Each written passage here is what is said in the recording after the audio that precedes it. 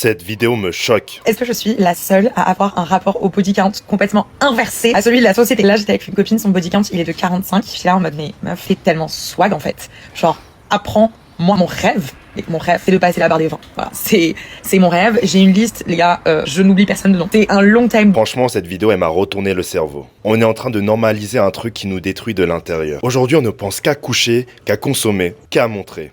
On ne pense plus à se connecter. On pense plus à séduire qu'à construire. On pense plus qu'à performer qu'aimer. Et on a tous l'impression de vivre dans un catalogue. Swipe à droite, swipe à gauche. Corps, vitrine, vitrine, vitrine. Mais il n'y a rien derrière la vitrine. Et après, on s'étonne que tout le monde soit vide. Je vais être honnête. Le sexe est devenu tellement accessible que l'amour est devenu un fantasme. Tu te rends compte? Plus c'est facile de trouver un corps et plus c'est difficile de trouver un cœur. Partager un moment intime à la base, c'est sacré. C'est pas du fast-food, c'est pas un hamburger. Tu donnes une partie de toi, de ta personne, de ton énergie, de ton âme. Mais maintenant, on traite ça comme si c'était un ticket de caisse. Next, encore, plus, c'était pas assez.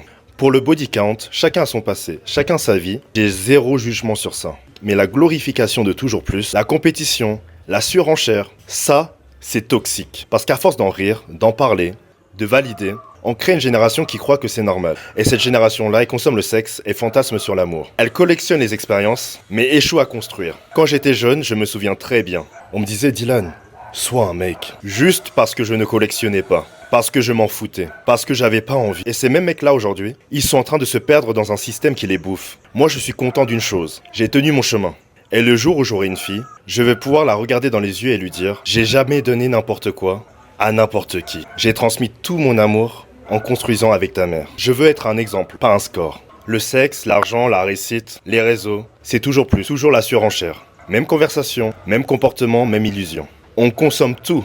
Les gens, les relations, les émotions, jusqu'à devenir nous-mêmes des produits. Et après, on dit il n'y a plus d'amour. C'est normal, on détruit l'amour chaque jour. Je sais que certains d'entre vous souffrent du système. Peut-être que vous avez été trompé, peut-être que vous êtes tombé sur les mauvaises personnes, peut-être que vous vous dites que l'amour, ça n'existe plus. Bon, il existe encore, il est rare, mais il existe. Moi, je suis pas célibataire par manque, pas par vide, pas pour combler une blessure. Je suis célibataire parce que je suis heureux. Et si je rencontre quelqu'un, c'est parce qu'on marchera dans la même direction, qu'on sera une valeur ajoutée l'un pour l'autre, qu'on construira, pas qu'on consommera. On vit dans une génération où le sexe est abondant et l'amour est en voie d'extinction.